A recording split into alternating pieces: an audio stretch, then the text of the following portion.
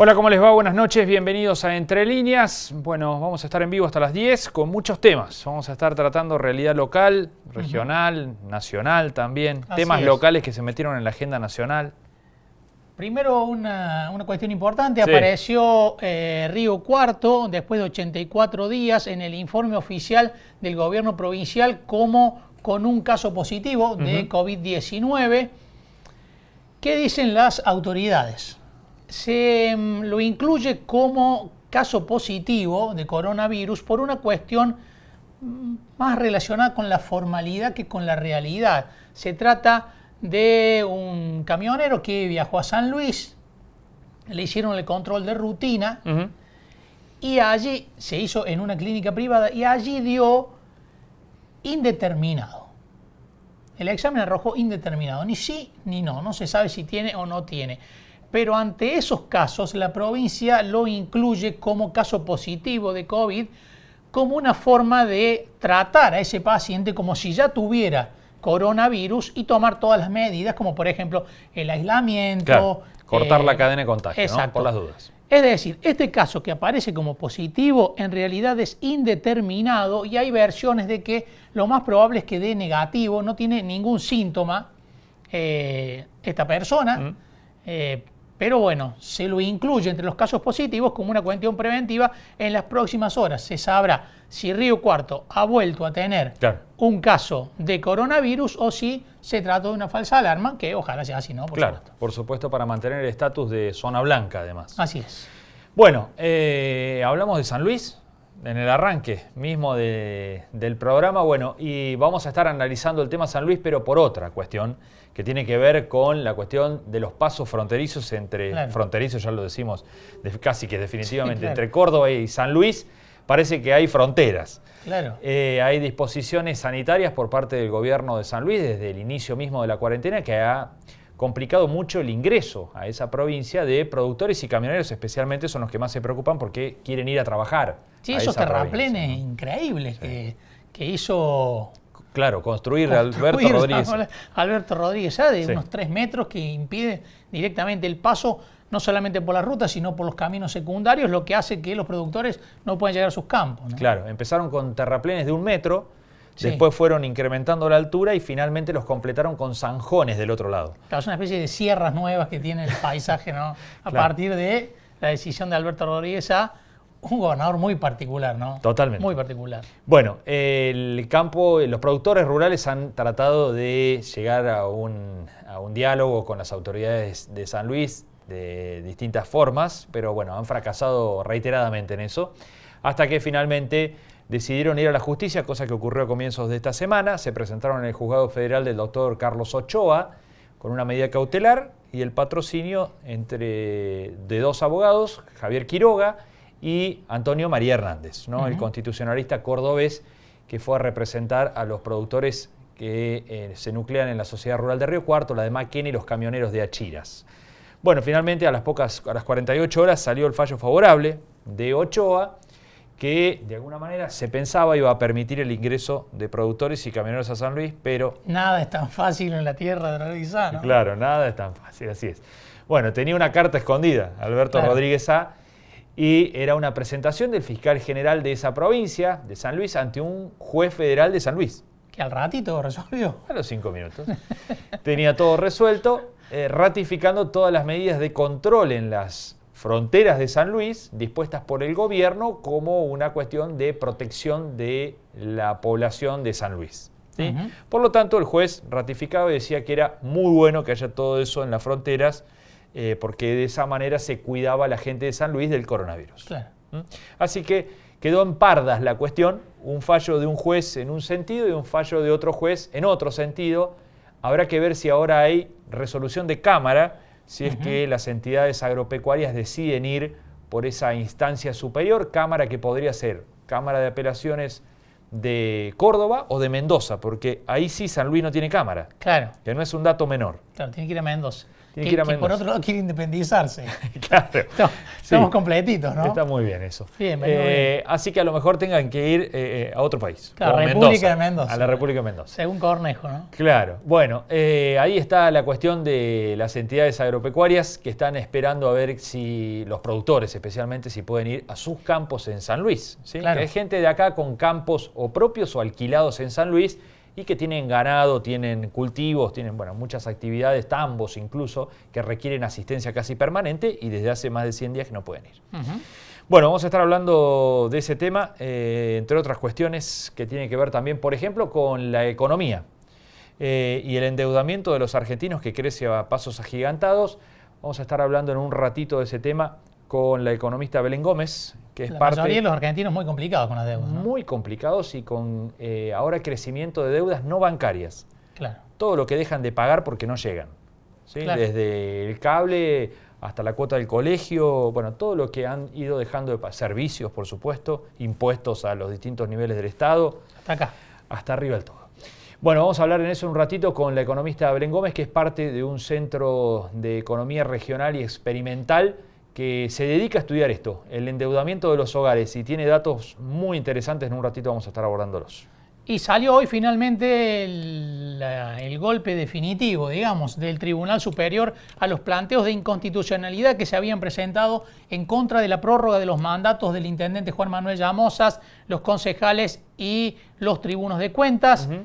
El Tribunal Superior, máximo órgano judicial de la provincia, determinó que son inadmisibles los planteos de Marcelo Lubich, candidato de la UCD, y de Eduardo Escopa, de Riocuartenses por la ciudad que habían pedido, por un lado, la inconstitucionalidad, y por el otro, Escopa hizo una presentación por una acción declarativa de certeza, que es decir, que se dijera si es legal o no la ordenanza 1304 que se aprobó para prorrogar los mandatos y redefinir el cronograma electoral hasta el 27 de septiembre, los mandatos hasta el 8 de octubre. El Tribunal Superior dijo que no hay riesgo real, que son todos riesgos figurados y teóricos, que no se puede inmiscuir en la cuestión porque estaría atentando contra un principio resguardado constitucionalmente como es la autonomía municipal. Volvió sobre ese punto. Volvió sobre ese punto, y que lo que se decidió en las instituciones de Río Cuartos forman parte precisamente del ejercicio de esa autonomía, y que lo que están pidiendo los denunciantes, los peticionantes, en realidad es una especie de un ensayo de laboratorio, dice el Tribunal Superior, que pierde de vista la cuestión fáctica, que es la existencia de una pandemia y la emergencia derivada de una emergencia sanitaria extrema e inédita como la que se está viviendo en el país. Interesante. Muy interesante, y con esto desestima los tres planteos que se habían hecho. La semana pasada fue el turno de Enrique Novo, esta semana la UCD y Riocuartenses por la ciudad, con lo cual la ordenanza está vigente y el pronunciamiento del Tribunal Superior se produce hoy, 2 de julio, que era el día que vencía originalmente el mandato de Juan Manuel Llamosas. Así es. Mañana va a estar ya en el periodo de prórroga. Exacto. El intendente. ¿Vamos a la primera nota? Vamos a la primera nota. Hablábamos del campo, hablábamos de San Luis. Ese es un problema, pero el campo se metió en la agenda por otro mucho más relevante, que tiene que ver con los ataques en los campos, y hubo un relevamiento de CRA a nivel nacional que determinó una serie impresionante. Publicó un mapa CRA punteado con los lugares en donde hubo hechos vandálicos en campos, generalmente rotura de silobolsas, pero también cuestiones de robo de animales, robo de herramientas, incendios. El caso de David Tonero esta semana, que ha tomado relevancia nacional también, el presidente de la Sociedad Rural de Río Cuarto, que en su campo, entre Charras y Olaeta, sufrió el incendio de más de 100 hectáreas, que fue también, está en plena investigación esta cuestión para ver si fue intencional o no. Hay algunos indicios por los cuales los peritos creen que podría haber sido intencional. Están en pleno análisis.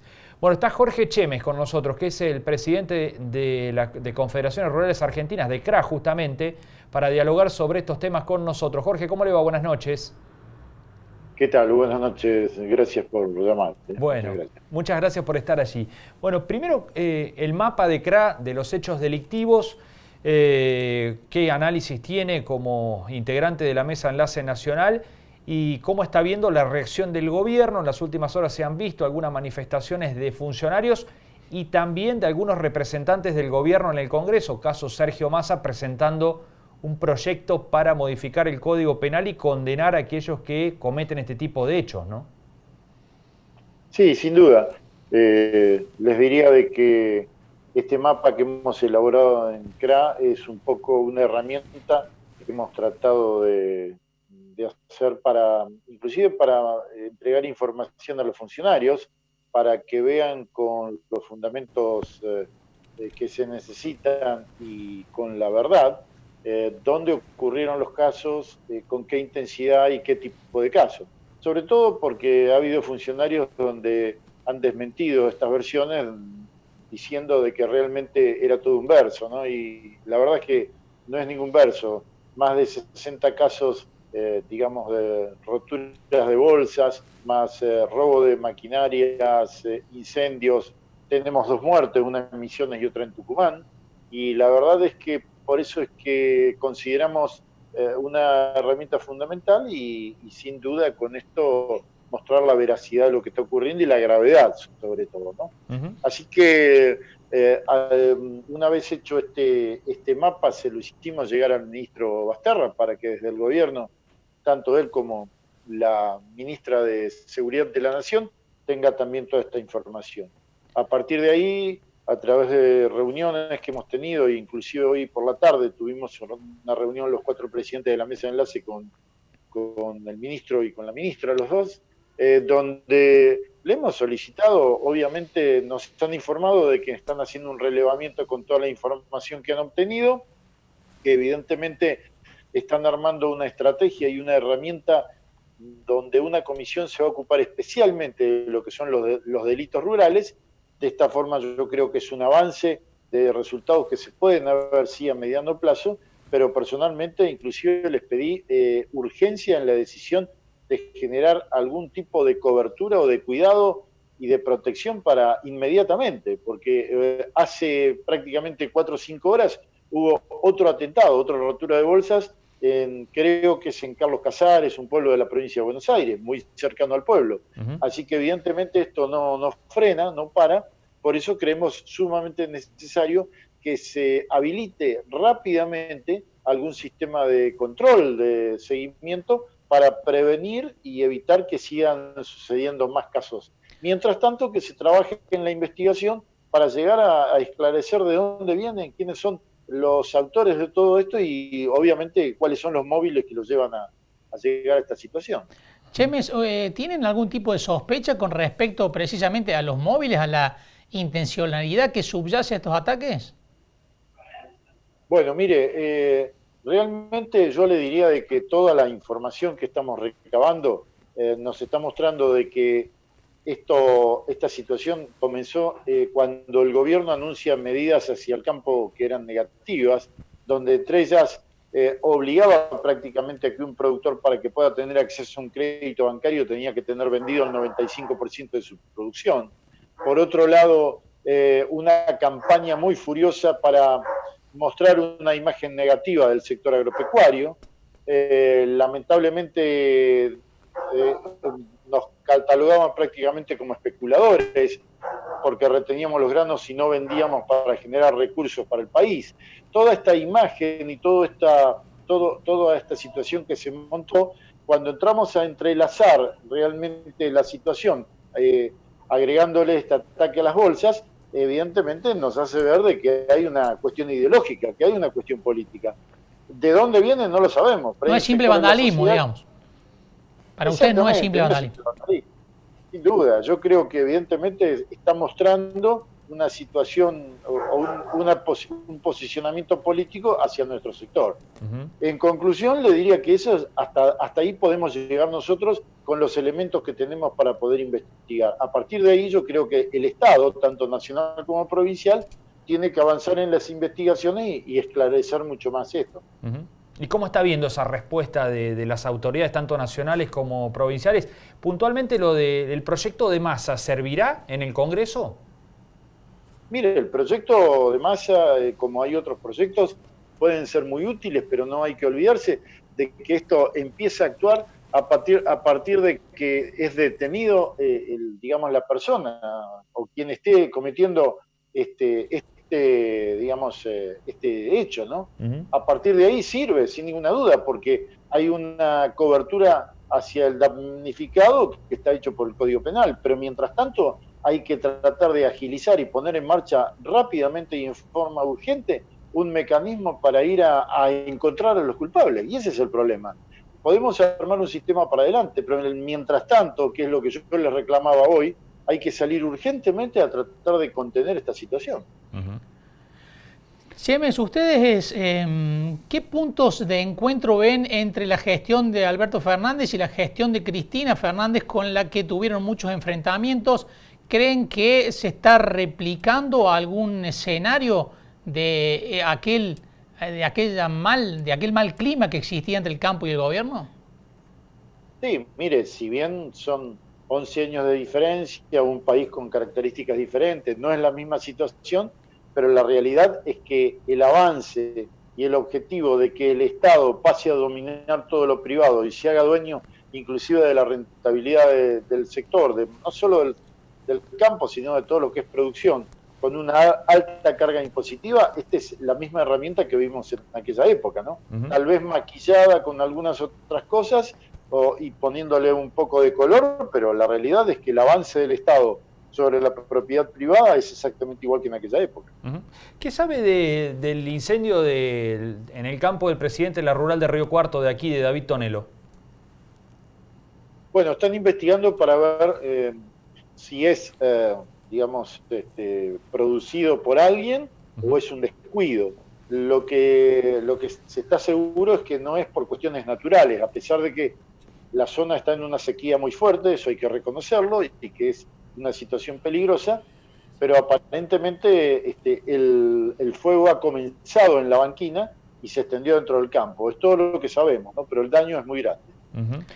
La última, el conflicto limítrofe entre Córdoba y San Luis, que mantiene a los productores sin poder llegar a los campos, ¿es una cuestión que se replica en otros puntos de la Argentina que ustedes estén observando?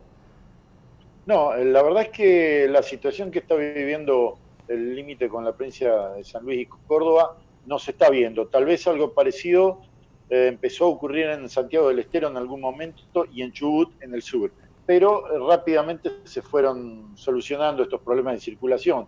Lo que vemos en San Luis, el sostenimiento en el tiempo de estas medidas no se ve en ningún lado realmente.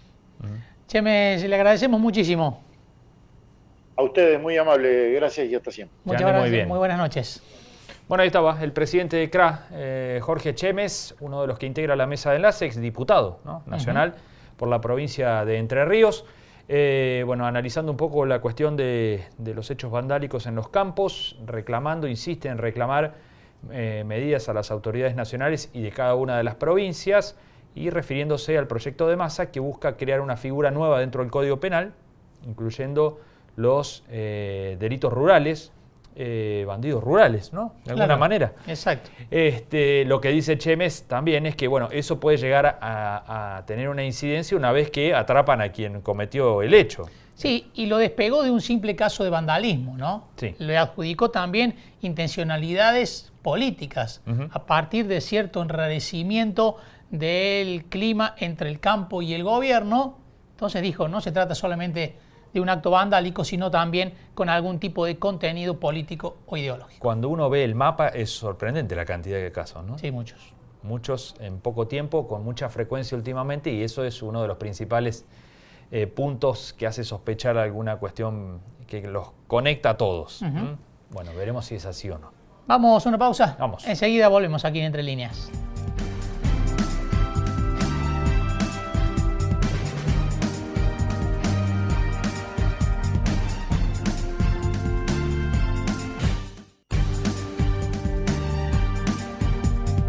Este invierno, usa la electricidad eficientemente. Recordá que la calefacción eléctrica no consume oxígeno, por lo que no necesitas ventilar la casa. Colocar burletes en puertas y ventanas te ayudará a mantener el calor. Calefaccioná solo los lugares que estés utilizando y cerrá las puertas de los otros ambientes. Levantá las persianas de día para aprovechar el calor del sol y bajalas de noche para aumentar la aislación térmica. Ahorrar energía está en tu naturaleza. EPEC. Crecemos juntos. Retomamos la obra pública en la provincia. Juan Schiaretti supervisó la construcción del tercer carril por sentido en el arco sur de la avenida Circunvalación, que ya avanza entre el distribuidor de la Ruta 36, Autovía Córdoba-Río Cuarto, y el distribuidor Camino San Carlos. Estamos trabajando para que el 100% de la avenida Circunvalación tenga 3 carriles por sentido.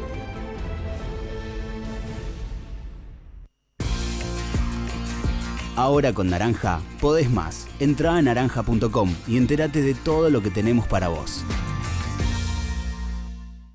Bio 4, Bio 5, Bioeléctrica son nuestras unidades de negocios signadas por el asociativismo y la sustentabilidad. Bio 4 Argentina, sembrando innovación, trabajo en equipo y efectividad.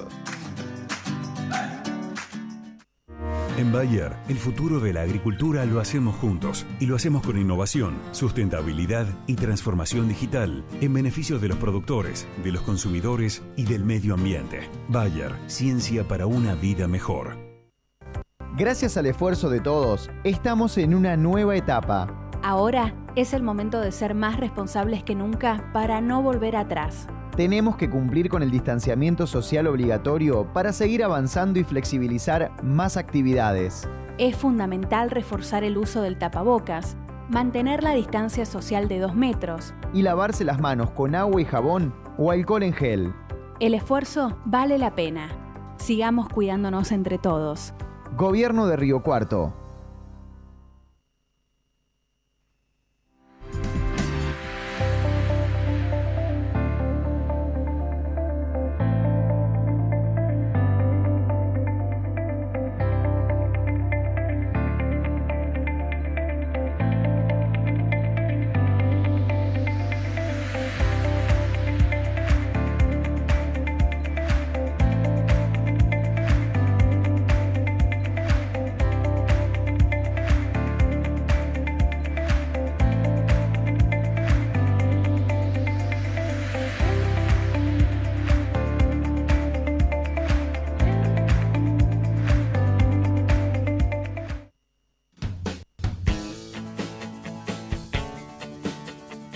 Universidad Nacional de Río Cuarto.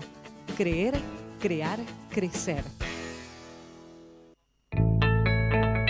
Esta es la tarjeta SatBus. Vas a un centro de expendio y ya está. La recargas y listo. Es más cómodo, ágil y sobre todo seguro.